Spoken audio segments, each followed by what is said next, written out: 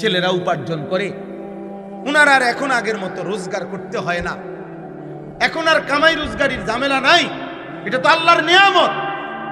এই সময়টা তো পুরোপুরি জিকিরে, তাসবিতে, তেলাওয়াতে, মসজিদে, আল্লাহর ঘরে, আল্লাহর প্রিয় বান্দাদের কাছে, আলেম ওলামার কাছে জীবনটা শেষ করা, কাটানো উচিত না?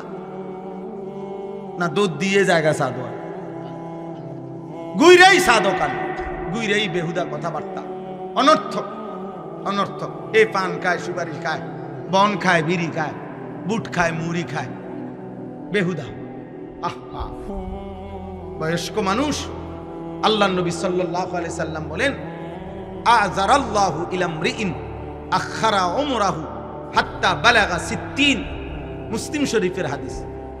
নবীজি বলেন, আল্লাহ যাকে হায়াত লম্বা দিয়ে 60 বছর পর্যন্ত পৌঁছিয়েছেন, যাকে আল্লাহ 60 বছর হায়াত দিয়েছেন, খোদার কসম নবী বলছে, যদি সে 60 বছর হায়াত পেয়েও আখিরাতের নেকি বাড়াইতে পারে নাই, জাহান্নাম থেকে বাঁচার ব্যবস্থা করতে পারে নাই, খোদার কসম নবী বলছে, ওই নাফরমান বুড়া মিয়ারে হাসরের ময়দানে দাঁড় করাইয়া 1 সেকেন্ড কথা বলার কোনো সুযোগ দেওয়া হবে না, বরং দাঁড় করিয়ে ফিরানো শুরু হবে। আমি বলে গেলাম, আপনার বিশ্বাস না হইলে আপনি পরে জিগাইয়া আমারে আবার খবর দিয়েন, পরে আমি আইয়া শুনি। আমি নবীনগরে অহরহ আসি।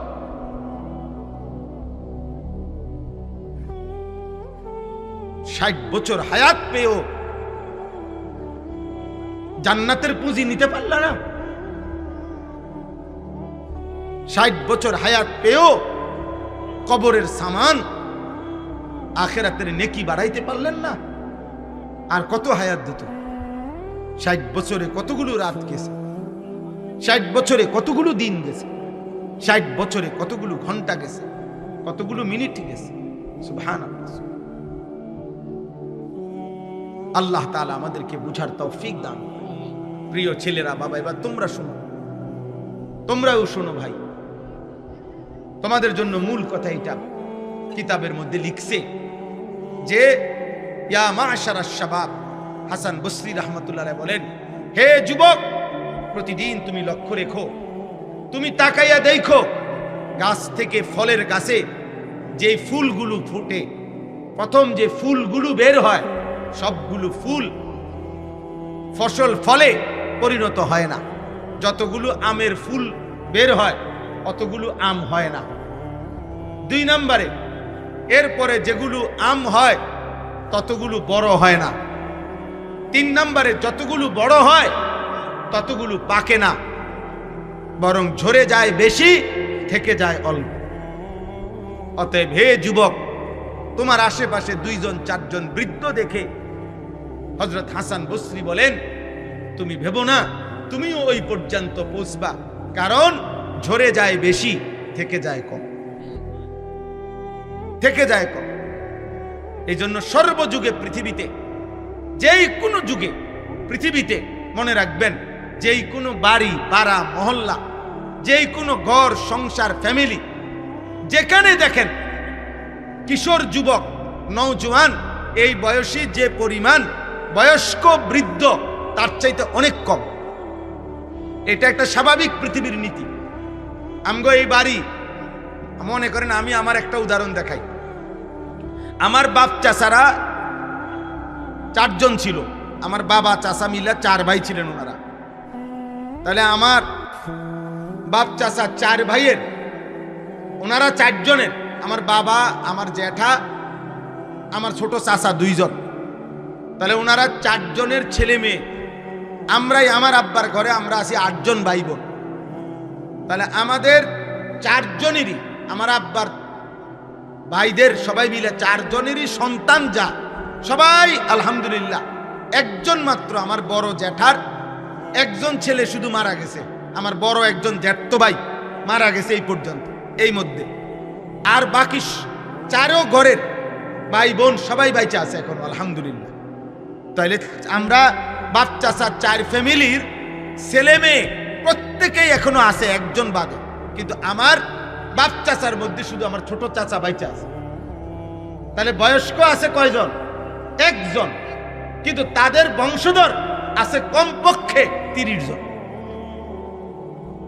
মানে এই যে হিসাব, তাহলে ছেলেরা এই যে বিবেকবান দোস্ত, সবাই একরকম বুঝবান না। নারী, ছবি, মোবাইল, বন্ধুদের আড্ডা, অসৎ দৃশ্য, অশ্লীলতা, বেহায়াপনা, ইবলিসের আঁকড়াইয়া ধরা, আল্লাহকে সেজদা না দেওয়ার কারণে যার উপরে প্রতি মুহূর্তে আল্লাহর লানত পড়ে, এরম অসংখ্য অভিশপ্ত মানুষের কলিজা বন্ধ হয়ে যায়, যার ফলে পাথর তার উপরে দিল, পাহাড় তার বুকের উপরে রাখলো, তার কলিজার নড়ে না। এটা আল্লাহর লানত। এই জন্য অনেকের আছে যে যার মাথার উপরে যদি পাথরও দেওয়া হয় বুকের উপরে, সে নড়বে না। তার কথা যে আমি বুঝবো না, আমি সেজদা দেব না, আমি আল্লাহকে মানবো না। সোজা কথা, আমার উপরে যদি হিমালয় পর্বত আমার উপরে ফেলা হয়, আমারে যদি আটলান্টিক মহাসাগরও ডুবাই দেয়, আমি নাফরমানি ছাড়ব না। এটা হলো যে আল্লাহ যার কলিজা মোহর মেরে দিছে, মোহর মেরে দিছে আল্লাহ। কোরআন শরীফে আছে, আল্লাহ নবীজিকে বলছে, বন্ধু, কেউ যখন পাপের সীমা লঙ্ঘন করে, আমি আল্লাহ তাকে 3টা শাস্তি দেই।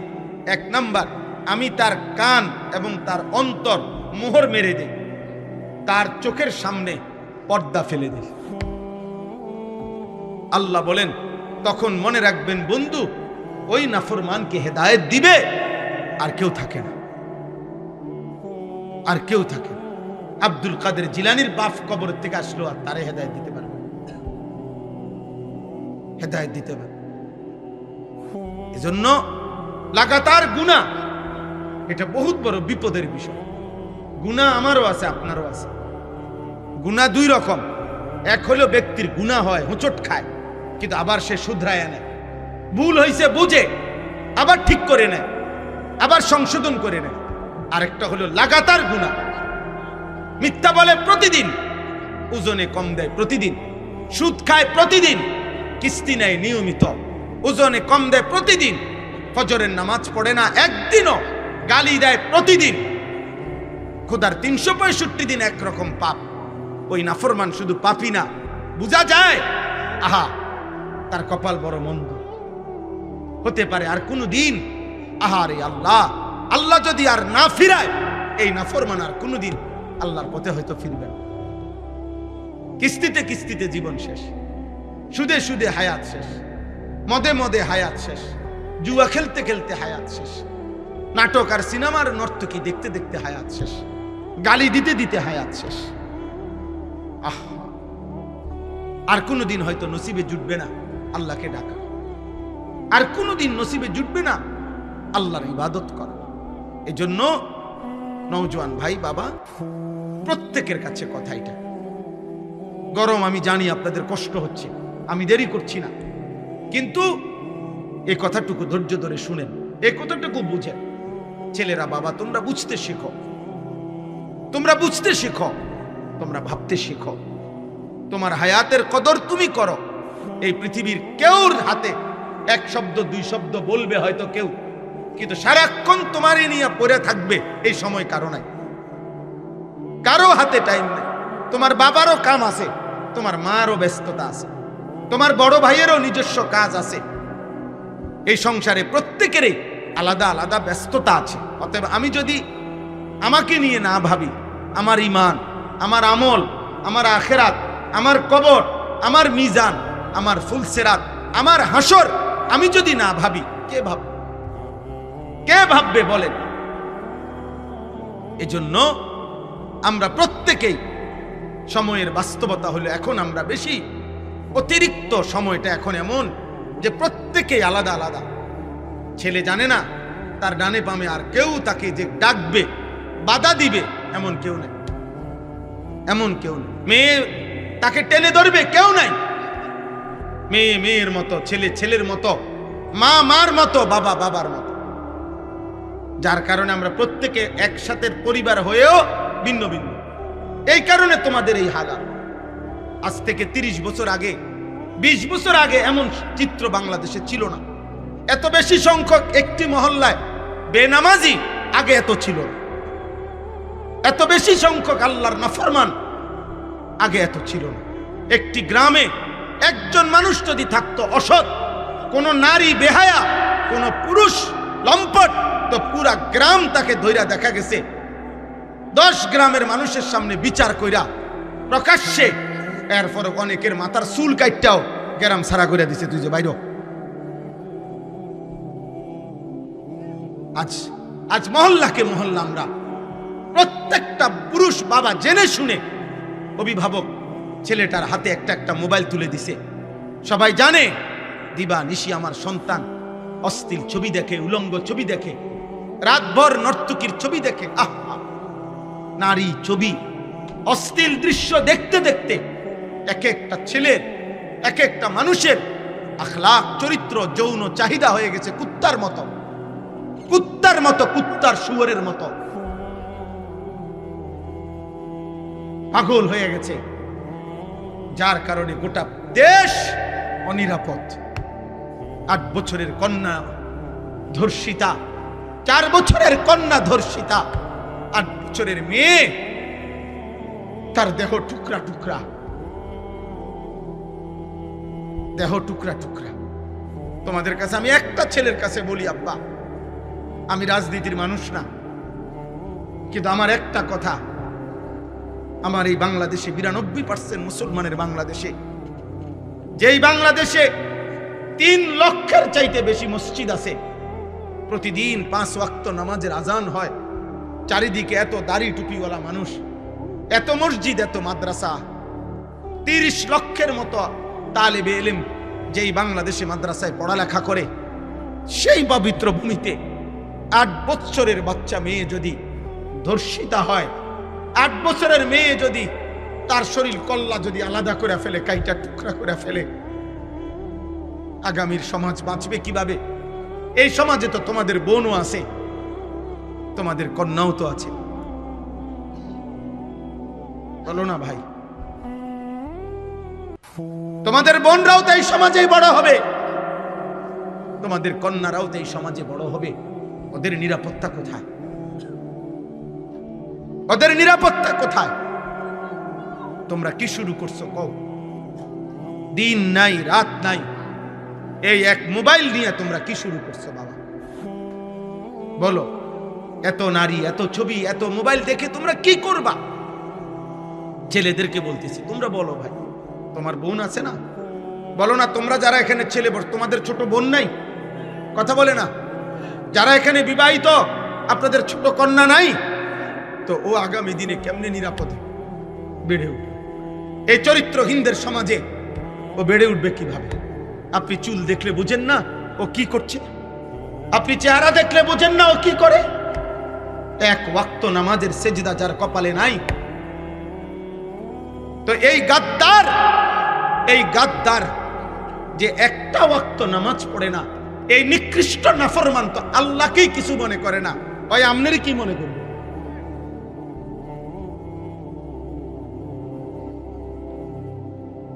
ও তার সৃষ্টিকর্তাকে কিছু মনে করে না, পালনকর্তাকে কিছু মনে করে না। আপনারা মনে করতেছেন যেমনে পারি জিফুতের লেগা হালাল হারাম, জায়েজ না জায়েজ, ঠকাইয়া ধোকা দিয়া যেমনে পারি পয়সা রোজগার করে তাগর জন্য ঘর দুয়ার রাখা যাইতে পারলে আমিও নিশ্চিত ওরাও কামিয়াব।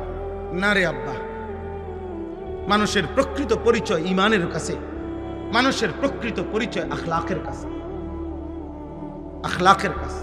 আপনারা যারা উপার্জন করেন, আপনারাও পাগল হয়ে গেছেন। আপনাদের টাকা দরকার শুধু, যার কারণে এটা সুদের হোক, এটা কিস্তির হোক, যেমনে হোক আমার টাকা লাগবে, আমার ফুদ বিদেশ পাঠাবো, আমি বাইক বিল্ডিং করব, আমি ঘরে ফার্নিচার কিনবো, আমি ঘরে টেলিভিশন কিনতে হবে, আমার টাকা দরকার। অতএব কিস্তি হোক, সুদ হোক, লোন হোক, যেমনে পারো টাকা লাগবে। সুদের টাকা দিয়া, কিস্তির টাকা দিয়ে যে সংসার করলেন, এই সংসার মানুষ হবে? কথা বলেন না কেন? বলেন, প্রতিবাদ করেন। হারামখোরের সন্তান মানুষ হবে কেমনে? সুদখোরের সন্তান মানুষ হবে কেমনে? কিস্তিখোরের সন্তান মানুষ হবে কেমনে? উপার্জনকারী হইতে পারে, মানুষ হবে কিভাবে? আমার কথা শক্ত মনে হইতে পারে, কিন্তু আপনি ইনসাফ করেন। আপনার বিবেক বলে আপনার কবরের জন্য আপনি নিয়ে যাচ্ছেন কি?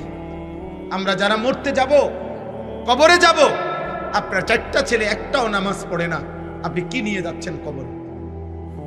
আপনার ছেলের বউ পর্দা করে না, আপনি কি নিয়ে কবরে যাচ্ছেন? আপনার ঘরে প্রতিদিন রঙিন টেলিভিশন চলে, আপনি কি নিয়ে কবরে যাচ্ছেন? আপনি সুদের টাকায়, কিস্তির টাকায়, লোনের টাকায় বিভিন্ন রকমের এনজিও তাদের কাছ থেকে টাকা নিয়ে নিয়ে আপনি আপনার ফ্যামিলি চালাইতেছেন। তো এই হারামের টাকা দিয়ে আপনি সংসার বড় করবেন কেমন? বলেন না আব্বা। উত্তম আখলাক তৈরি হবে কিভাবে? প্রত্যেকটা ছেলের হাতে একটা একটা মোবাইল তুলে দিলে, মেয়ের হাতে একটা একটা বড় মোবাইল তুলে দিলে, ও আখলাক শিখবে কার কাছে? ও আখলাক শিখবে কার কাছে? এই জন্য কারো যদি বিবেক থাকে, আমরা বলে গেলাম, মনে রাখবেন ফেরিওয়ালা বলে যায়, কেউ মাল না কিনলেও ফেরিওয়ালা চিল্লানি বন্ধ করে না। ফেরিওয়ালা প্রত্যেক গলিতে গলিতেই তার মালের ঘোষণা দেয়, বলতেই থাকে। হতে পারে 3 ঘন্টায়ও একজন কাস্টমার মিলে নাই, তারপরও ফেরিওয়ালা বলা বন্ধ করে নাই।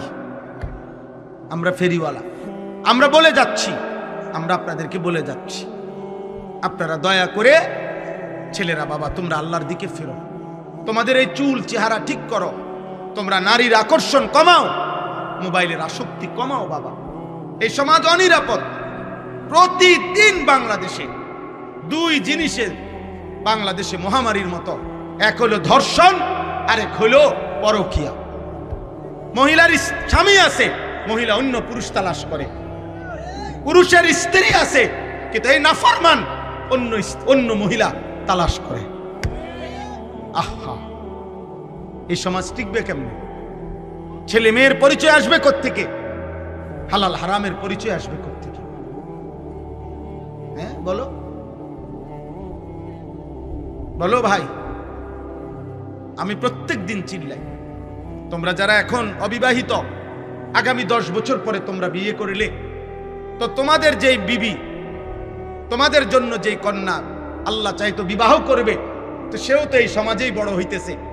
তো এই চরিত্রহীনদের সমাজে সেও যদি ছবি আর মোবাইল আর হারাম প্রেমে আসক্ত হয়, তো তুমি উত্তম স্ত্রী, নেককার পবিত্র নারী কোত্থেকে পাবে? আসমান থেকে? তাহলে আমাদের সবার ভালোর জন্য, আমাদের সবার কল্যাণের জন্যই আমাদের চরিত্রের পবিত্রতা দরকার, আমাদের জন্যই দরকার। আমাদের মোবাইলের নর্তকী আর ঘরের স্ত্রী এক কথা না। মোবাইলের নর্তকী তো দেখা শেষ করলাম, কিন্তু ঘরের বিবি তো সংসার করতে হবে।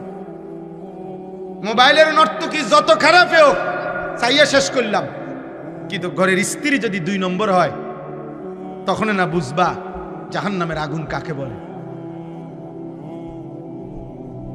তখন না বুঝবা দুনিয়া কত কষ্টের, কত কঠিন। তখন তো দুনিয়ার জীবনটা হয়ে যাবে জাহান্নামের আগুন। এই জন্য সবার কাছে বললাম, আপনারা আপনাদের স্ত্রী, ছেলে মেয়ে, ভাইয়া, তোমরাও ভাই বোন সবাই মিলে আল্লাহর দিকে ফেরো। বাবা, আল্লাহর দিকে ফেরো। আমি শুধু একজন বক্তা হিসাবে বলি নাই, আমি আমার অন্তর থেকে বললাম, তোমরা এই চুল চেহারা, এই লেবাস, এই পোশাক, এই সারাদিনের এই চলাফেরা, এটা সুন্দর না আব্বা। অনেক ছেলে এখানে যে কয়জন বসছো, অধিকাংশ ছেলে এই চেহারা দেখে বোঝা যায় বেনামাজি।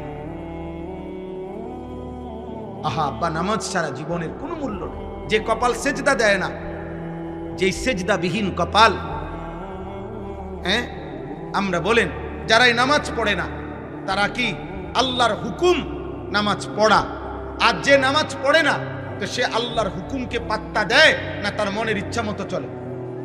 কথা বলেন না, সবাই বলেন তো। কোরআনুল কারীমের মধ্যে আছে, এই কোরআনে আছে যে তার মনের ইচ্ছা মতো চলে, আল্লাহর হুকুমের পাত্তা দেয় না, খোদার কসম আল্লাহ তাকে বলছে তার জীবন কুত্তার জীবন, কুত্তার জীবন, কুত্তার জিন্দিগি, কুত্তার জিন্দিগি। ওই জিন্দেগি সেজদা নাই যেই কপালে, ওর জীবনে কুত্তার জীবন। কোরআন শরীফের আয়াত এটা। ফামাসালুহু কামাসালিল কালব, আল্লাহ বলছে তার জীবন, তার উদাহরণ কুকুরের মতো। কুকুরের জীবন। বলো ভাই, তাহলে এই পরিচয়ে খুশি? বেনামাজি ভাই বলো, এই পরিচয়ে খুশি তো তুমি? এই পরিচয়ে ভাল লাগছে তো? আল্লাহ যারে বলছে কুত্তার জীবন, পৃথিবীর অন্য মানুষে কি বলে তা দিয়ে আসবে কি যাবে? সৃষ্টিকর্তা বানানেওয়ালা কোম্পানি যেটা, ওনারা যদি যারা বানায় কোম্পানি যদি বলে এটা 2 নম্বর, বাকি মানুষ এটা 1 নম্বর করলে কি লাভ? তো যিনি সৃষ্টিকর্তা তিনি বললেন তোর জীবন কুত্তার জীবন, তো অন্য কেউ তোমারে অন্য আরো অনেক কিছু করলে কি লাভ বললে? বুঝেন নাই কথা? আমাদের নবী সাল্লাল্লাহু আলাইহি সাল্লাম ইন্তেকালের পূর্বে শেষ কথা বলেছেন নামাজের কথা। উম্মত নামাজ। হযরত ওমর ইন্তেকালের পূর্বে শেষ কথা বলেছেন নামাজের কথা। হযরতে খুবাইব শাহাদাতের পূর্বে শেষ কথা বলেছেন নামাজের কথা। ইমামে হুসাইন শাহাদাতের পূর্বে শেষবারের মতো কারবালার প্রান্তরে সবার সামনে তিনি নামাজের সেজদা দিয়ে বলছিলেন, আমি আল্লাহকে সেজদা করছি, অতএব হে আমার বিরোধীরা, তোদের যার মন চায় আমারে হত্যা কর, খুন কর, আর অসুবিধা নাই, আমি সেজদা দিয়ে সারছি, নামাজ আদায় করে ফেলছি। আমি সেজদা দিলে মুমিনের আর কোনো অতৃপ্তি থাকে না, অতৃপ্তি থাকে না। আমরা কিতাবে পড়ছি নামাজের সালাতের মূল অর্থ হইল আগুনে পুরাইয়া বাঁকা কাঠ সোজা করা। এই জন্য যে ব্যক্তি 5 ওয়াক্ত নামাজ পড়ে সে যেন প্রতিদিন নিজেকে আগুনে পুরাইয়া সোজা রাখে। এই জন্য বুজুর্গানে দিন মুহাদ্দিসিনে কেরাম বলে 5 ওয়াক্ত নামাজে মনে হচ্ছে যে যেন নিজেকে আগুনে পুরাইয়া সোজা রাখছে, তো দুনিয়াতে যে নিজের আগুনে পুরাইছে নামাজের মাধ্যমে, তো আশা করা যায় আল্লাহ তাআলা তাকে দ্বিতীয়বার জাহান্নামের আগুনে পোড়াবে না। অপেক্ষা করো ছেলেরা, বেনামাজি নাফরমান, অপেক্ষা করো। ভাতে তো খাও, আমরাও ভাত খাই। রাইতে হইলে তুমি ঘুমতে যাও, আমরাও ঘুম যাই। আমাদেরও বিবি আছে, আমাদেরও 4টা সন্তান আছে, আমাদেরও বিল্ডিং আছে, আমাদেরও সোফা আছে, আমাদেরও ফ্রিজ আছে, আমাদেরও এসি আছে, আমাদেরও গাড়ি আছে। আমরাও বাজার সদাই চিনি, আমরাও চাল ডাল মাছ ভাত গোশতই খাই। অতএব দুনিয়া ইমানদার নাফরমান স্বাভাবিকভাবেই ভোগ করছে, কিন্তু আখেরাত, কবর, মৃত্যুর পর কথা বলেন কি হবে সেদিন বলেন? এজন্য হারাম উপার্জন বন্ধ করেন, সুদের টাকা বন্ধ করেন, কিস্তির টাকা বন্ধ করেন, অবৈধ উপার্জন বন্ধ করেন। নিজেদের মা বোনদেরকে বুঝান, অভাবে পড়ে গেলেও আল্লাহর কাছে বলেন, আল্লাহর কাছে বলেন, চোখের পানি ফেলেন। আমরা সেই নবীর উম্মত যেই নবী আমাদের, যার ঘরের চুলায় কসম, আম্মা জান আয়েশা রাদিয়াল্লাহু তাআলা আনহা নবীজির স্ত্রী বলছেন 3 মাসে কোনদিন 3 মাস টানা নবীজির বিবি বলছেন আমরা 9 জন বিবি নবীর ছিলাম, কারো ঘরে টানা 3 মাসে কোনদিন চুলায় রান্না করা কোনো খাবার জোটে নাই।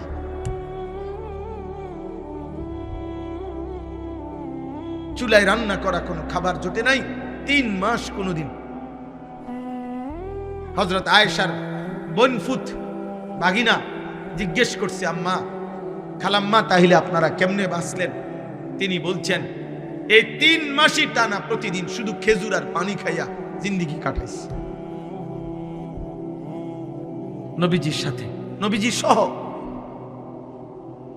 আমরা পেটে পাথর বাঁধা ক্ষুধার কষ্টে সেই নবীর উম্মত। আমরা হারামখোর না, আমরা হারামখোর হব কেন? আমরা সুদখোর হব কেন? আমরা কিস্তিখোর হব কেন? আমরা নাফরমান হব কেন? আমাদের নবী তো ক্ষুধার্তের উদাহরণ দেখায় গেছেন যে উম্মত প্রয়োজনে পেটে পাথর বাঁধবা, কিন্তু আল্লাহকে ছাড়বা না, আল্লাহকে ছাড়বা না। হযরত ওমর রাদিয়াল্লাহু তাআলা আনহু ওনাকে ছুরি দিয়ে ঘাই দিছিল ফজরের ওয়াক্তে। 10.5 বছর তিনি মুসলমানদের খলিফা ছিলেন। ছুরি দিয়ে ওনার নারী বুড়ি বের করে দিছিল। এই নারী বুড়ি দিয়া মুখ দিয়া খাবার ওষুধ দিলে এদিক দিয়া বাইর হইয়া যাইত।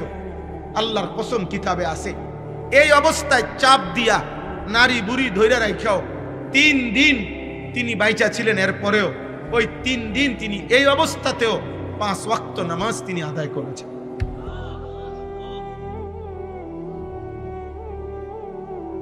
হযরত ওমর রাদিয়াল্লাহু তাআলা আনহু বলতেন, যার নামাজ নাই ইসলামের মধ্যে তার কোনো অংশ নাই। লা হাজ্জা ফিল ইসলাম লিমান লা সালাত লাহু, যার কপালে সেজদা নাই ইসলামে তার। দোস্ত, ফাইজলামি না করে উঠে গেলে ভালো। এই ছেলে, এই বেয়াদব, উঠে গেলে ভালো। বেটা, আব্বা উঠো, অনেকক্ষণ হয়ে গেছে, এতক্ষণ দুষ্টামি ছাড়া থাকে কেমনে? যাও আব্বা, চলে যাও। আরো অনেকেই উঠছে, তুমি উঠে যাও।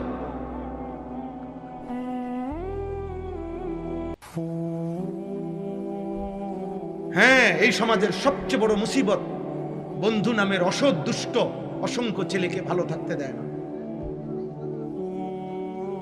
কোন মানুষের জীবনের সবচেয়ে বড় অভিশাপ অসৎ সঙ্গী, যে তাকে নষ্ট করে দেয়, যে তাকে গুনার আড্ডায়, নারীর আড্ডায়, জুয়ার আড্ডায়, মদের আড্ডায়, নেশার আড্ডায়, মোবাইলের আড্ডায় ভাসায় দেয়। অসংখ্য মায়ের স্বপ্ন বৃথা হয়ে যায় খারাপ বন্ধুর খপ্পরে। অসংখ্য বাবার স্বপ্ন বৃথা হয়ে যায় অসৎ সঙ্গের কারণে। বাবা হয়তো স্বপ্ন দেখছিল ছেলে আমার অনেক জ্ঞানী গুণী হবে, অসৎ বন্ধু শেষ করে দেয়।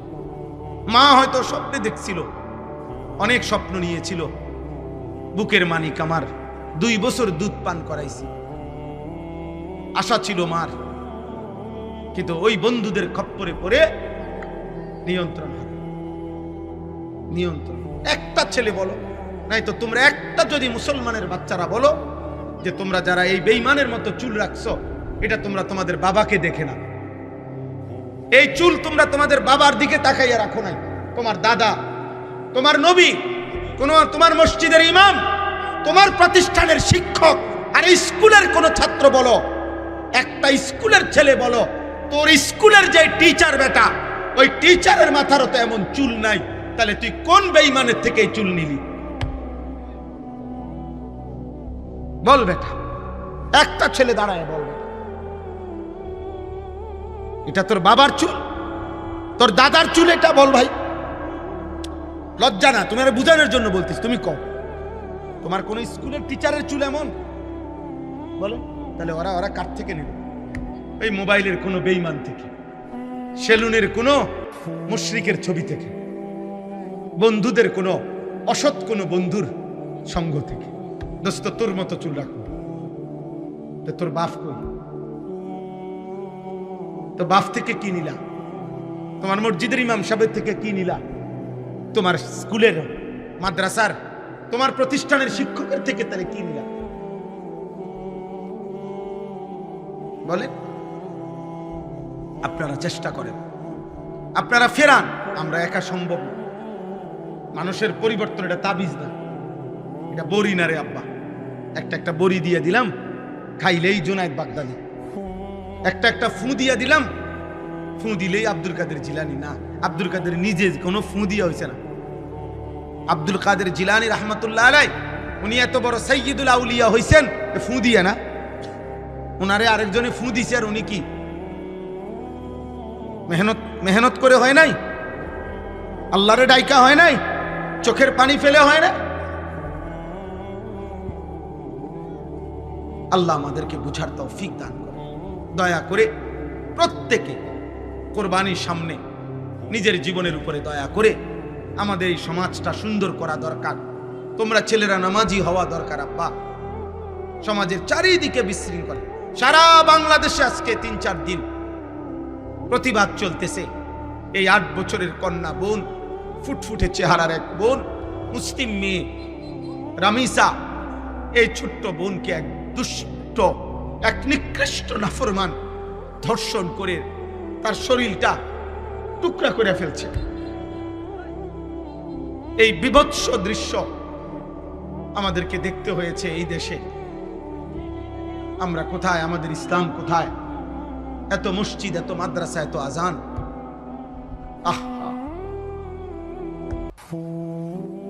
আগামী দিনে আমাদের কারো ঘরে নিরাপদ থাকবে না। এই জন্য প্রত্যেকটা যুবক, প্রত্যেকটা মুসলমান দল মতের ঊর্ধ্বে উঠে আমাদের প্রত্যেকের দাবি এ কথা স্পষ্ট করা উচিত যে আমরা আমাদের এই বাংলাদেশে ধর্ষক ব্যভিচারীর শাস্তি প্রকাশ্য দিবালোকে সবার সম্মুখে দেখতে চাই। আমরা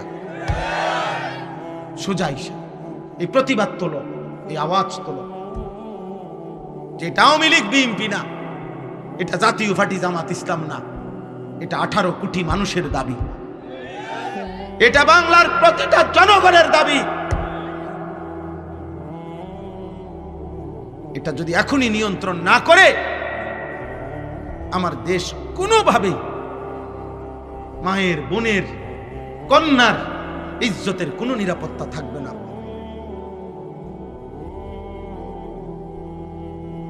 তোমরা চিন্তা করে দেখো তোমাদের সমাজ। আমি এবার একটা কথা বলি, আমি একবারও কিছু বলি নাই, শুধু আমি ইচ্ছা করে বোঝানোর জন্য যে ভাই দেখো যে এইখানে যে ছেলেগুলো এতক্ষণ ধরে দুষ্টমি করতেছে এরা মুসলমান, এদের নিশ্চিত মা বাবা আছে, এরা এই সমাজেই বড় হয়েছে, কিন্তু আল্লাহর কোরআন মাহফিল কোনো কিছুই এদের হৃদয়ে এক জাররা কোনো আসর করে। বুঝছনি ভাই? না কিছু বলার দরকার নাই, কিন্তু তোমাদের বিবেক যে আমাদের সমাজের পতন, অধপতন কোথায় গেছে? কোনো মসজিদ, কোনো মাহফিল, কোনো মাদ্রাসা, কোনো আজান, কোনো কিছুই আমাদের এই নতুন জেনারেশনের হৃদয়ে দাগ কাটে। তাহলে আমাদের ভবিষ্যৎ কি? এভাবে আগামী 10 বছর পরে আমরা কোথায় যাব? আমাদের 10 বছরের বাচ্চা যদি নিয়ন্ত্রণ হারা হয়, আমাদের 14 বছরের বাচ্চা, এত ছোট বাচ্চাও যদি আমাদের নিয়ন্ত্রণ হারা হয়, যে আমাদের বাবা, চাচা, মুরব্বী কারো কথাই শুনে না, তাহলে আমাদের ভবিষ্যৎ কি? আল্লাহ আমাদেরকে বুঝার তৌফিক দান করেন, আল্লাহ আমাদেরকে সুস্থতার হায়াত দান করেন। আমি সবার কাছে অনুরোধ করলাম, আল্লাহকে ভালোবাসা দরকার। এই আয়াত, 2টা আয়াত শুধু পড়ছি, তর্জমা বলি তাইলে কথা শেষ। আল্লাহ তাআলা বলেন, একটু শোনেন শুধু এবার, ওয়াল বুদনা জাআলনাহা লাকুম। আল্লাহ বলেন কুরবানির জন্য যেই প্রাণীগুলো নির্ধারণ করা হয়েছে, এগুলো আমি আল্লাহ নির্ধারণ করেছি। যেই প্রাণীগুলো দিয়ে কুরবানি দেওয়া হয়, এগুলো দিয়ে কুরবানি দেওয়া যাবে, এই সিদ্ধান্ত, এই নির্ধারণ কে করেছেন? আল্লাহ। মিন শাআইরিল্লাহ। আল্লাহ বলেন যেই প্রাণীগুলো কুরবানির জন্য নির্ধারিত হয়, মানুষ যখন সিদ্ধান্ত নেয় এই গরুটা আমি কুরবানি করব, এই ছাগলটা আমি কুরবানি করব, আল্লাহ বলেন সাথে সাথে এটা আমি আল্লাহর নিদর্শন হয়ে যায়, আমার হয়ে যায়। কুরবানির প্রতিটা প্রাণী কার? আল্লাহ বলেন আমার, আমার, এটা আমার হয়ে যায়। এরপরে আল্লাহ বলেন লাকুম ফিহা খাইর। মনে রেখো বান্দা, কুরবানির মধ্যে তোমাদের জন্য রয়েছে শুধুই কল্যাণ। এখানে এক জাররা লস কিছুই না। খুশি খুশি কুরবানি করো, কুরবানির মধ্যে তোমাদের জন্য কল্যাণই কল্যাণ, কল্যাণই কল্যাণ, কল্যাণই কল্যাণ, মানে লসের কিছু নাই। এটা পুরাটাই লাভের প্রজেক্ট। কুরবানির পুরা প্রজেক্টটাই কিসের প্রজেক্ট? লাভের, লাভের, লস নাই এখানে, লস। নবীজি সাল্লাল্লাহু আলাইহি সাল্লাম ওনার মেয়ে ফাতেমাকে বলছে, ফাতেমা, কুরবানির প্রাণীর 1 ফোঁটা রক্ত মাটিতে পড়তেই আল্লাহ তোমার পিছনের জিন্দেগীর সব গুনাহ মাফ করে দিবে। নবীজি বলছেন, হে আমার উম্মত, কুরবানির রক্ত জমিনে পড়তেই আল্লাহ তাআলার নিকট তা পৌঁছে এবং তোমার জন্য নির্ধারিত নেকি বরাদ্দ হয়ে যায়। নবীজি বলছেন কুরবানির প্রাণীর শরীর, গোশত, শিং, চামড়া, এমনকি পায়ের যে খুর ওইটা সহ পুরাটা কিয়ামতের দিন তোমাদের আমল হিসাবে মিজানের পাল্লায় নেকির জন্য তুলে দেওয়া হবে। সুবহানাল্লাহ। তাহলে লস কোথায়? লস আছে কোনো? আল্লাহ তাআলা নিজে বলছেন লাকুম ফিহা খাইর ফাদকুরুসমাল্লাহি আলাইহা সাওয়াফা।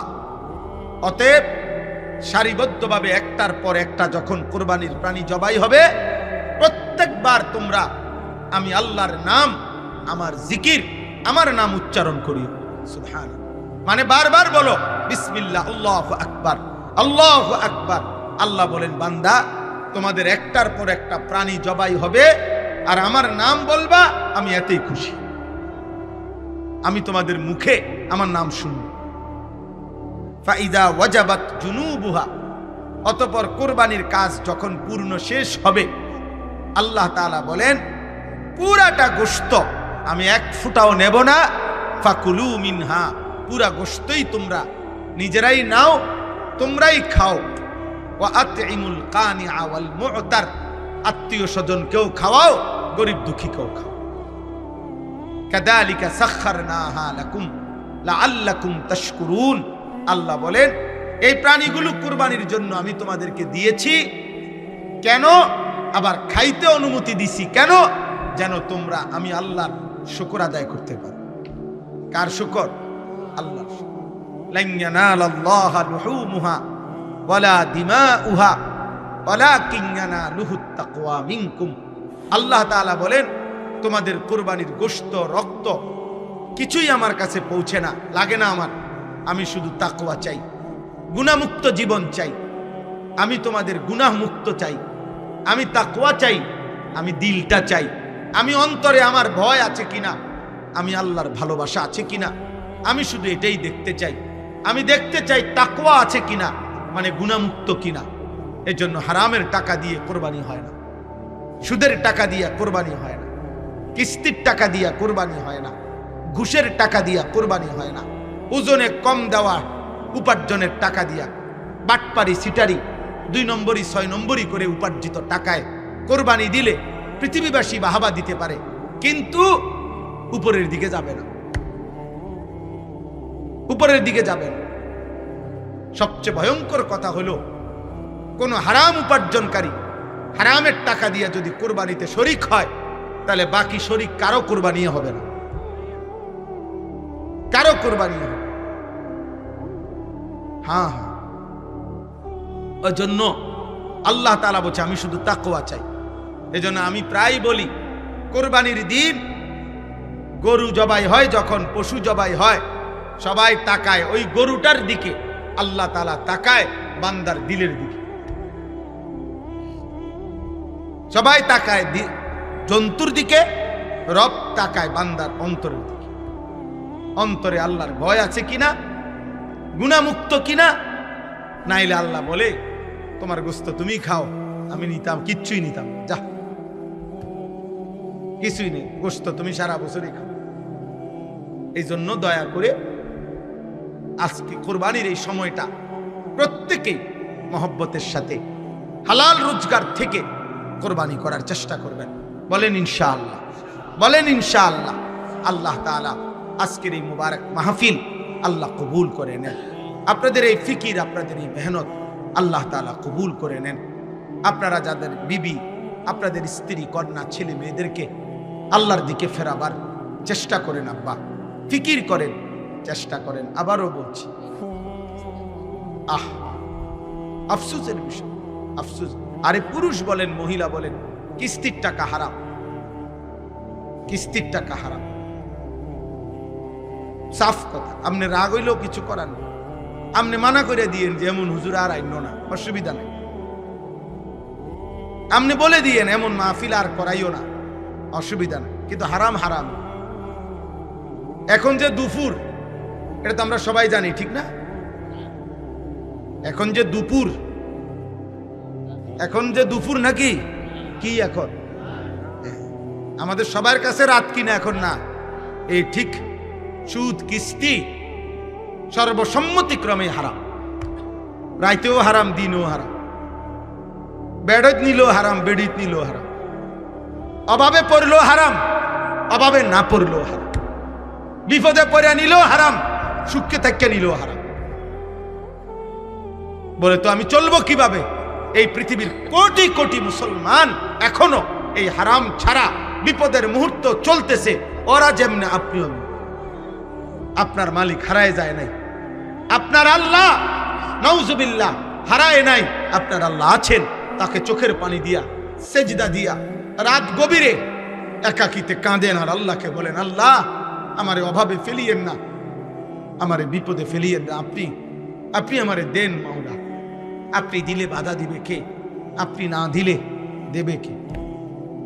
নবীজির সাহাবারা অভাবের মুহূর্তে, ঋণের মুহূর্তে নবীজির কাছে দোয়া চাইছেন। নবীজি দোয়া শিখাইছেন, আল্লাহুম্মা ইন্নী আউযু বিকা মিনাল হাম্মি ওয়াল হাযান ওয়া মিনাল আজজি ওয়াল কাসাল ওয়া মিনাল জুবনি ওয়াল বুখল ওয়া মিন গালাবাতিদ দাইনি ওয়া কাহরির রিজাল। নবীজি দোয়া শিখাইছেন, আল্লাহুম্মা কফিনি বিহালালিকা আন হারামিক ওয়া আগনিনি বিফদলিকা আম্মান সিওয়াক।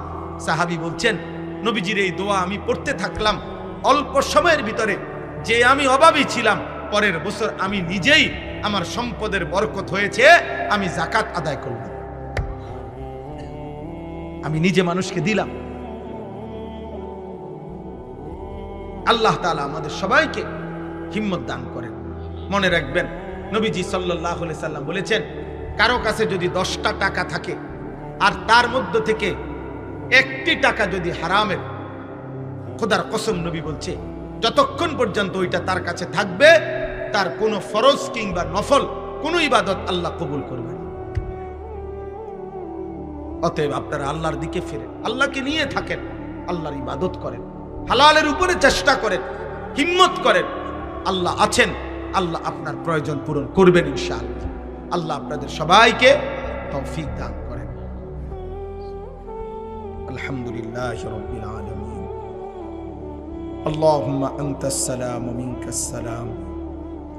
তাবারাকতা ইয়া যাল জালালি ওয়াল ইকরাম ইয়া আরহামার রাহিমিন, ইয়া আরহামার রাহিমিন, ইয়া আরহামার রাহিমিন।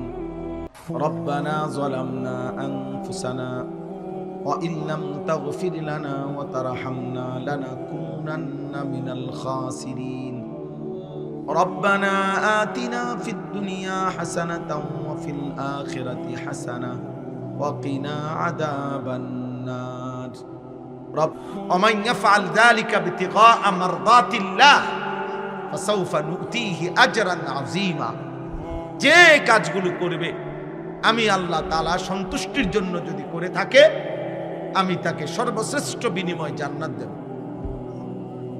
এই জন্য অল্প হোক বেশি হোক, নেক কাজ, নেক কাজের পরিবেশ, নেক কাজের মজমা, এর মধ্যে লাভই লাভ, এখানে লসের কিছু। এই জন্য নওজোয়ান ভাই, কিশোর ভাই, প্রিয় সন্তান, সবার কাছে অনুরোধ, আল্লাহর কথা মনোযোগ দিয়ে শুনলে ভালো হবে, ভালো হবে। বুঝার নিয়তে শুনলে বরকত হবে। 24 ঘন্টা খামখেয়ালি অবহেলা, এটা কোনো জীবন না। সারাদিনে আপনি বুঝেন না, কখনোই বুঝেন না আল্লাহকে, ইসলামকে।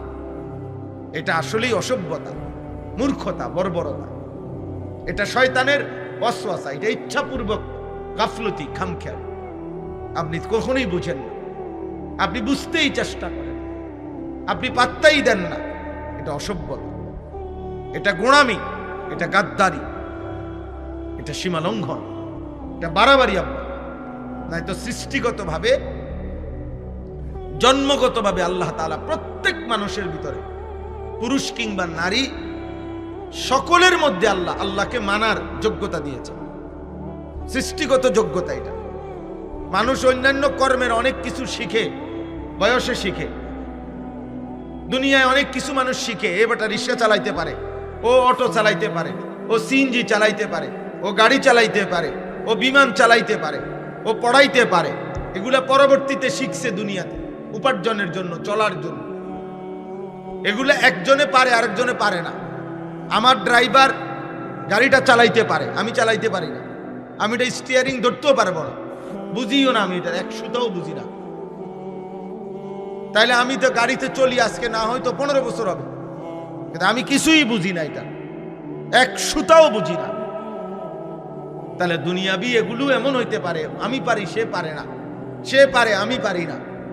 কিন্তু আল্লাহকে মানার যোগ্যতা, নামাজের যোগ্যতা, আল্লাহর ইবাদতের যোগ্যতা নিশ্চিত আল্লাহর কসম সৃষ্টিগত জন্মগত ভাবে আল্লাহ প্রত্যেকের মধ্যেই দিয়ে রাখছে। নামাজ কিছু লোক পড়তে পারে, কিছু লোক পারবে না, এমন না, সবাই পারবে। কোরআন প্রত্যেকেই পড়তে পারবে, বাংলা বই হয়তো সবাই পড়তে পারবে না, ইংরেজি বই হয়তো সবাই পড়তে পারবে না, উর্দু সবাই পারবে না, হিন্দি ভাষা সবাই পারবে না, কিন্তু কোরআন প্রত্যেকেই পড়তে পারবে, এটা আল্লাহর ওয়াদা। সে যেই ভাষাভাষী হোক, বাংলাভাষী হোক আর উর্দুভাষী হোক, আরবি ভাষী হোক আর ফার্সি ভাষী হোক, ইংরেজি ভাষা হোক, যার ভাষা যেটাই হোক, আল্লাহর কোরআন, আল্লাহ বলেন আমি যোগ্যতা দিয়েছি। তাহলে এই জন্য যেই মুসলমান মনে রাখবেন আল্লাহর কোরআন পড়তে পারে না, জওয়ান কিংবা বুড়া, মূল কারণ একটাই, আপনি গাফেল, আপনি ইচ্ছা করে আখিরাতকে ভুলে গেছেন, আপনি ইচ্ছা করে মস্কারি করতেছেন, ফাজলামি করতেছেন, আপনি অহংকারী, আপনি মুতাকাব্বির, অহংকারী, আপনি গাদ্দারি করছেন। আপনি পারতেন। প্রত্যেকে, এই বুড়া মানুষও যারা আল্লাহর কোরআন সহি শুদ্ধ পড়তে পারে না, একমাত্র কারণ গাদ্দারি কারণ।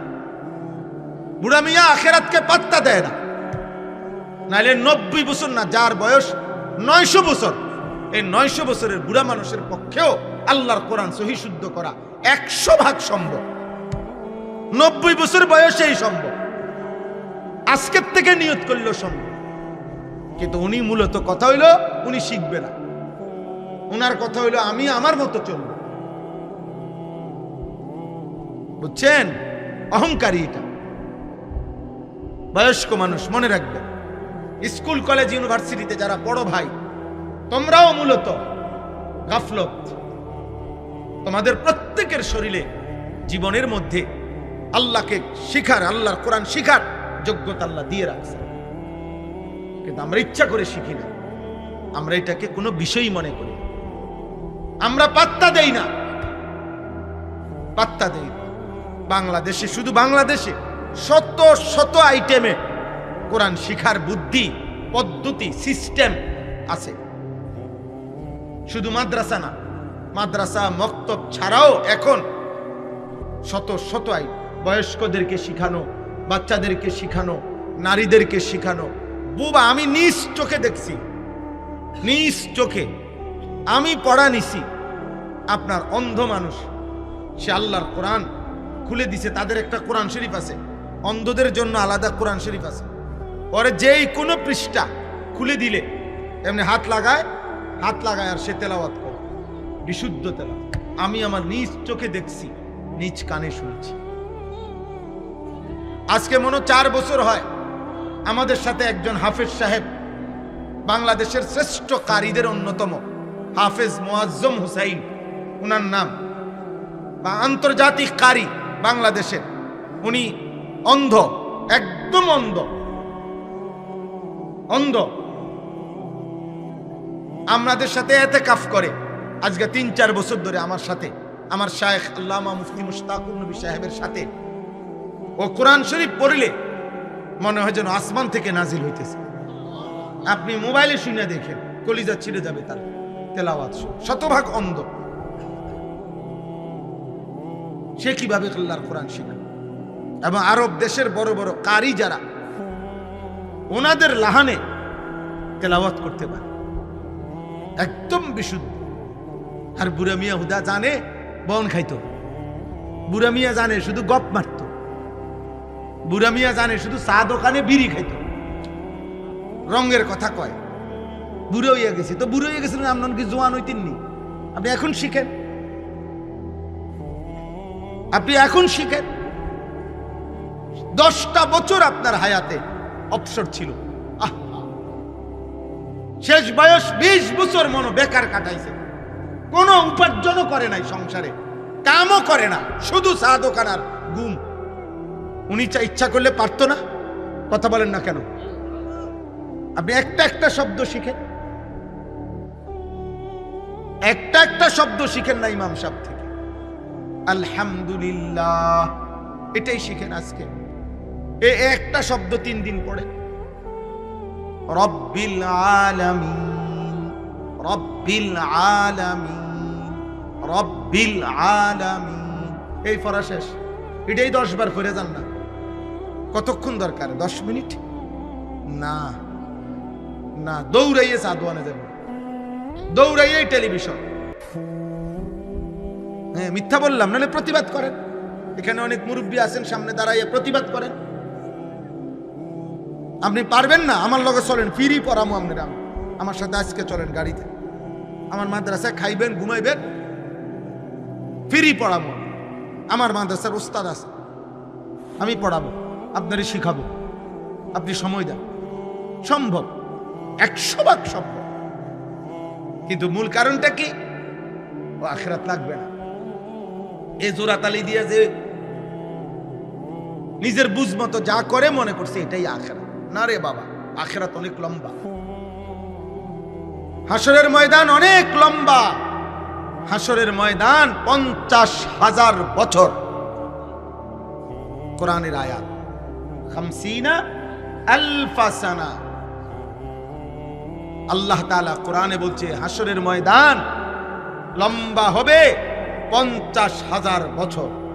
তাহলে হাসরের ময়দানের এই হিসাব চলবে 50,000 বছর। আপনি কি মনে করছেন 60 বছরের এক এক সেকেন্ড, 40 বছরের এক এক সেকেন্ডের হিসাব, লম্হা, মুহূর্ত, পলক, চোখের একটা পলকের হিসাব আল্লাহর কাছে দিতে হবে, যত সময় লাগবে। লা তাজুলু কদামা ইবনে আদম। আল্লাহর নবী সাল্লাল্লাহু আলাইহি সাল্লাম বলেছেন, মিন ইনদা রাব্বিহি হাত্তা ইউসআলা আন খামস। কিয়ামতের দিন কোন মানুষের পা, কদম এক সুতা আগে বাড়বে না, এক কদম সামনে যেতে পারবে না। যাকে যেখানে ফেরেশতারা দাঁড় করাবে ওইখান থেকে এক কদম সামনে যেতে পারবে না, যতক্ষণ না আল্লাহর নিকট 5টি প্রশ্নের উত্তর না দিবে। আন উমরিহি ফিমা আফনাহু। 1 নাম্বার প্রশ্ন করবে আল্লাহ, বান্দা আমি যেটুকু হায়াত দিছি পুরা হায়াত কোথায় শেষ করেছ? একটা একটা মিনিট করে করে বলো, একটা একটা সেকেন্ড করে করে বলো, বান্দা আমার হায়াত কোথায় শেষ করেছ? ছেলের আব্বা, তোমাদের কাছে অনুরোধ, আব্বা 1 ঘন্টা সময়, আমি গড়ির দিকে তাকায় আসি, 1 ঘন্টা সময় আমার অনুরোধ, মনোযোগ দিয়ে শোনো। প্রিয় ভাই, উঠাউঠি করো না, একজন আরেকজনের সাথে কথা বলো না, তুমি তাকাইয়া থাকো, না বুঝলেও তাকাইয়া থাকো। নওজোয়ান, বরকত হবে, আল্লাহর কথা বরকত হবে, নবীজির কথায় বরকত হবে। আমি অনুরোধ করছি ভাই, দয়া করে কেউ উঠাউঠি করেন না, নড়াচড়া করেন এবং এলোমেলো করেন না। তাহলে 1 নম্বর এটা জবাব দিতে হবে। তাহলে আপনি শেষের এই 10 বছর, আপনারা চাচারা বলেন তো, আপনারা যারা প্রতিদিন এক নিয়মে চা দোকানে বসে বসে গল্প করেন, কি শুনেন, কি বলেন? এত ফান কেন খান? এত বিড়ি কেন খান? বলেন, আপনি বলেন। একজন মানুষ, বয়স্ক মানুষের, পৃথিবীর কোন মানুষ বলেন আপনারা কত খিলি পান খাইতে বলছে আপনারে? কে বলছে কত খিলি? আমি হারাম বলতেছি না, নাজায়েজ বলতেছি না। প্রশ্ন হইল এটা কি ফায়দায় খাচ্ছেন? শারীরিক কি উপকার, মানসিক কি উপকার, আখিরাতের কি উপকার, সংসারের কি উপকার, জিফুতের কি উপকার, আমনের কবরের কি উপকার? আপনি কেন চা দোকানে বসে আছেন? আপনি কি করছেন ওইখানে? কি দেখতেছেন? টেলিভিশনের ওই নর্তকী দেখেন কেন? বেহুদা কথা শুনেন কেন? ফালতু কথা বলেন কেন? না হয়তো শুনেন কেন? আপনি ঘুমান নাই তো? আপনি তাসবিহ পড়েন, একবার সুবহানাল্লাহ পড়লে আল্লাহর নবী বলছে উহুদ পাহাড়ের চাইতে ভারী নেকি হয়। কয়বার পড়লে? সুবহানাল্লাহ একবার। নবীজি বলছে আযম উহুদের চাইতে ভারী নেকি। একবার সুবহানাল্লাহ বললে নবীজি বলছে নাখলাতুন ফিল জান্নাহ। সুবহানাল্লাহ নবীজি বলেন একবার সুবহানাল্লাহ পড়লে ঈমানদারের জন্য জান্নাতে একটা খেজুর গাছ রোপণ করা হয়। একবার পড়লে কত সুযোগ ছিল।